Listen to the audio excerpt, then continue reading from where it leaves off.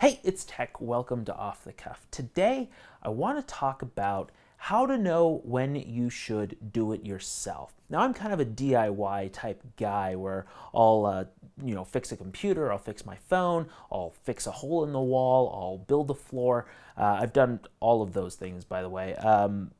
I have this philosophy that if other people can do it, I can probably learn how to do it. And it served me well. I've screwed up a few times, but overall, it seems to be working out for me. Over this last weekend, though, I repaired my cell phone, which is an HTC One M8 Google Play Edition on iFixit, which is a great website if you're trying to fix your own stuff, your own electronics. It gave it a repairability score of 2 out of 10. So it's not exactly what you would call a starter project. This isn't something you should dive into and try and fix yourself. But what's more important is when I looked at that score, I actually had second thoughts of like, oh man, should I actually fix this myself?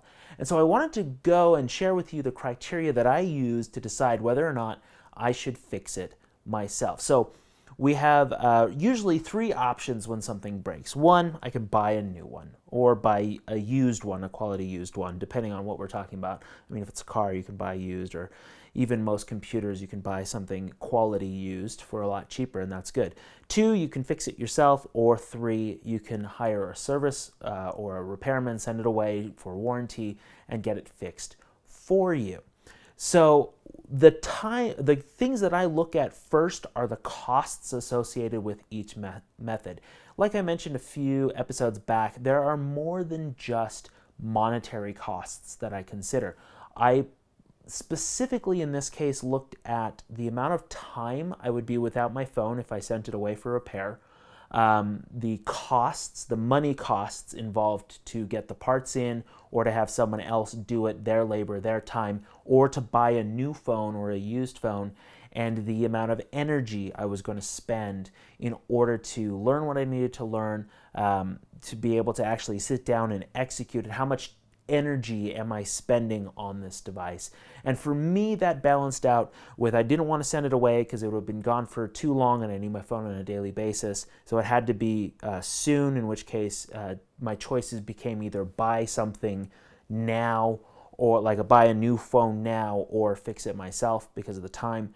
And then the amount of energy that it was going to spend and money, it was very low to try and fix it myself first before trying to buy a new one. It was about 10% the cost of a new phone. So basically that's a really good idea in my case, and I was pretty certain that I was going to be able to fix it because while I had never gone something that was really that intricate, I've done a lot of electronics repairs, so I was familiar with most of the concepts that they were bringing up. There's just a few new tricks that I had to learn, and I'm glad that I learned them because that is actually one of the fringe benefits that I find of fixing things yourself is you learn a lot of new things, and I value that experience.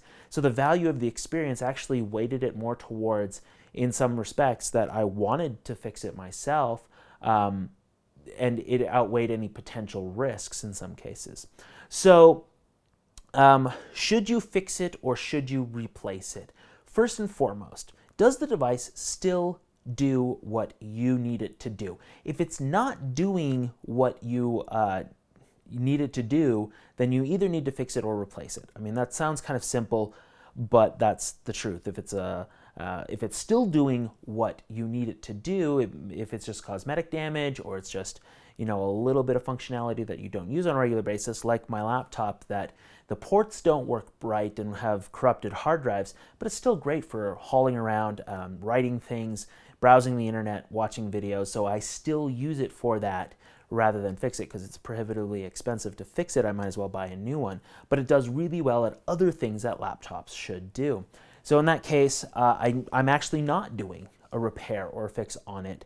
The next question is, will it do what you need to do after you repair it? Sometimes they don't always quite work right, or maybe cosmetics is really important to you and you have some dings that you want to get out. Will a new version of the same product, this is especially important for phones and computers, will a new version actually save you either time or money or energy or increase your productivity, reduce your mental load? Will it help you do your work better, do whatever it is that you use that device for better. And if that's the case, then you might consider upgrading now once your old one is broken. Just because sometimes when we do the evaluation cost, we look at only the immediate money cost, but saving yourself time and money and mental load later can mean increased productivity, increased returns on investment. So you have to weigh that as something in favor of buying new and replacing what you already have. Now, I'm not a big fan of the disposable electronics era that we're in right now, where phones that cost $900, $800 are considered disposable after a couple years. But they do constantly come out with new features, and at some point you should want to look and say, okay, have they come out with enough that I need to be upgrading or pushing up to that? Along with that, when you're looking at something that has a cycle like phones or laptops, the question that you have to ask is, when will the next version be coming out? If the next version is coming out in a month or in 3 months or in 5 months, or it's really soon, maybe now is not the right time to be buying. Maybe you wait for the next thing to come out, and either to push the price of the current model down into something that's more affordable, or push what you can afford into more power, because that's usually what happens, is either the top of the line models get pushed down to the second tier and their price drops a little bit, or all the second tier phones get spec boosts as well. And so you should wait for that upgrade if it's coming soon.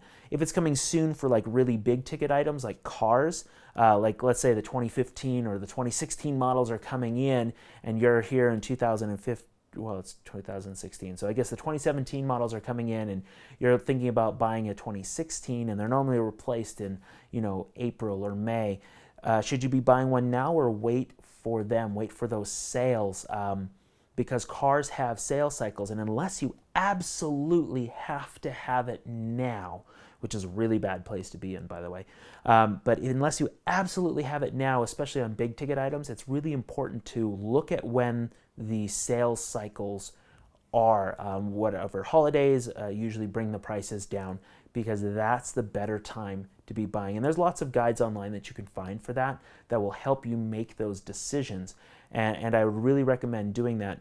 Same thing with phones. Right now I'm recording in February 2016. Last Sunday was the Mobile World Congress, where LG and Samsung unveiled their next flagship phones. Huawei, Zenni, a whole bunch of other companies also revealed it. HTC didn't, but usually by about March, April, those phones are going to be hitting the market. So really, right now is a terrible time to buy a cell phone. So that's one of the things I looked at when I was thinking about replacing my phone. It was, if I buy a phone right now, it's literally obsolete in 2 months, but I'm paying the premium price tag now. That's a bad decision, and actually pushed me towards repairing it. If I could eke out another few months or even 6-8 months out of it, I can wait for the newer phones and get something that's going to have those additional features, get the upgrades for longer, and feel like I'm on the right end of the upgrade cycle rather than the failing end of the upgrade cycle. So if it's not going to be refreshed soon, consider what value it's going to add, or the expense, like the added value versus the expense of the new item, and weigh that. And again, it really depends on you, on your personal financial situation, what you can afford, and how you weight different features or values on your devices. So that's an important thing to look at. The other thing to look at, and this is something that we don't always think about, is what is the value of the device before and after repair. If the repair costs are going to be more than the actual value of the device when you're done, you shouldn't repair it. Just go and buy a used one. I mean, that's ridiculous, right? If the repair costs are greater than buying new things, which does happen sometimes, consider buying something new. If the value after the repair is not less or is greater than the repair costs, then you should probably consider repairing it, unless the repair costs are more than the current value plus repair costs So, that didn't make sense. So if right now the value of the phone, like let's say selling it on eBay, plus repair costs is greater than the value of buying a phone in the repaired state outright, a used repaired state, if that combined cost is higher, then you should probably sell and buy new. That can help you out a lot, looking at those values and making sure that you're making the right decision about how to repair it. Because otherwise, you're just hemorrhaging money towards repairs that don't necessarily add value to what you're working on. Now, when it comes to deciding whether or not, so you've made the decision to repair, the question is, are you going to fix it yourself? Are you going to be a DIYer, or are you going to send it away to a repair technician? When you decide to do that, there's another set of criteria that you have to look at. Here, what you want to look at is the cost of fixing it yourself. The cost of fixing it yourself includes how much money are you going to have to spend on parts. I had to buy, when I was fixing my phone, I had to buy a battery and I had to buy a board that would connect to the motherboard. It's the USB port was bad, and so it wouldn't charge, so I needed to replace that port, which was connected to the headphone board. I ended up getting a bad board, and I've ordered a new part. The board works, the microphone doesn't on it, which means I can't make a phone call, which kind of defeats the purpose of having the phone. But anyway, so what are all of those parts, and then any tools you have to buy to repair it? You know, how much is that going to cost you? How much time is it going to take? And how much experience do you have to have in order to successfully estimate it? Often we will usually weight our cost higher than it usually is. Usually you can keep those lower. So that's an important thing to keep in mind. The next thing to look at and to compare the cost of doing it yourself with is the cost of having someone to do it for you. They're going to have the same parts, but they're going to have to, they usually already have the tools, and but they charge you for time, right, which represents their experience. A really good example of when a DIY failed, I'm actually going to pull from my dad. Sorry, Dad. We had garage doors in our house growing up, and my dad tried to fix them, and he spent multiple weekends over and over again breaking his back out in the garage trying to fix these doors. They weren't rolling right. They weren't hung right. It was hard to open, hard to get them done. Finally, he gave up and called a repair technician who came in, fixed everything in an hour for $100. And my dad was kind of a little bit annoyed because he had spent so many weekends. He had overestimated the cost of having someone else do it for him. He thought it was going to be hundreds and hundreds and hundreds, almost thousands of dollars to get it fixed, and the new rollers and everything that was going to need it. No, because this person had the right experience. He had the rollers in stock. It was very cheap for parts, and labor costs were almost non-existent because it was so short of a fix. So that's where doing your diligence, looking into what it would actually cost to get a professional in, will help you. Another thing you need to look at is the value of the experience. For instance, if I am learning how to patch a hole in the wall, that can be very valuable, even if originally it costs me additional tools and time. In the long run, being able to fill holes in basic home repairs usually pays out. Learning how to fix your own computer means you never have to go and call someone and spend $50, $100 an hour getting them to fix your computer. You don't pay the markups on things. So for me, that's a really important skill, and it's one of the reasons why I wanted to do my own phone, was to say like, okay, yeah, a repairability score of 2 out of 10, I can fix that myself. It's not a big deal. It's not something that's going to prohibit me from fixing this stuff in the future. I can just keep moving and progressing with technology, which is important to me, not important to everybody. With that, you have to think about your probability of success. Again, this is something that normally we underestimate. For things like home repairs, it's really easy to succeed because it's really hard to fail. Yeah, you can make a mess of things, but usually it cleans up, it scrapes off, and even if you have a professional come in and fix it later, you haven't lost anything.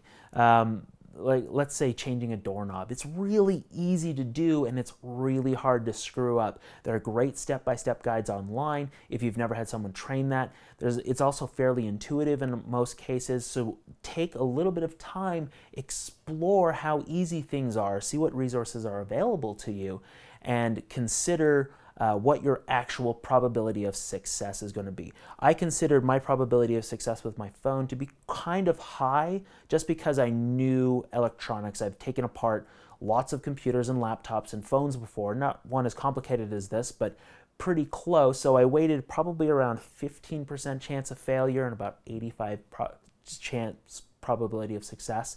So that was how I weighted my things, and I knew I would figure out early on in the process whether or not I would succeed. The thing that was concerning me was the ungluing and how to open the phone. I got that taken care of, and once I figured out how all the right tools worked, got it done, didn't damage anything while taking it apart.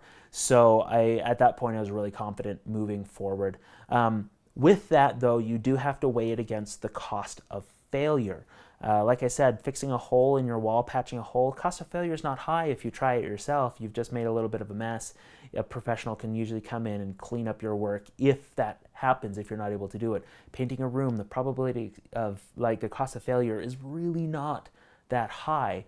Damaging a phone, I knew exactly what the cost of my failure would be. It was the replacement price of a phone. This is also why I did it during the day, so that if I did kill my phone, I could, go home go to the store and buy one that day, because I couldn't, because of what I do, I have to have a phone all the time. It's important.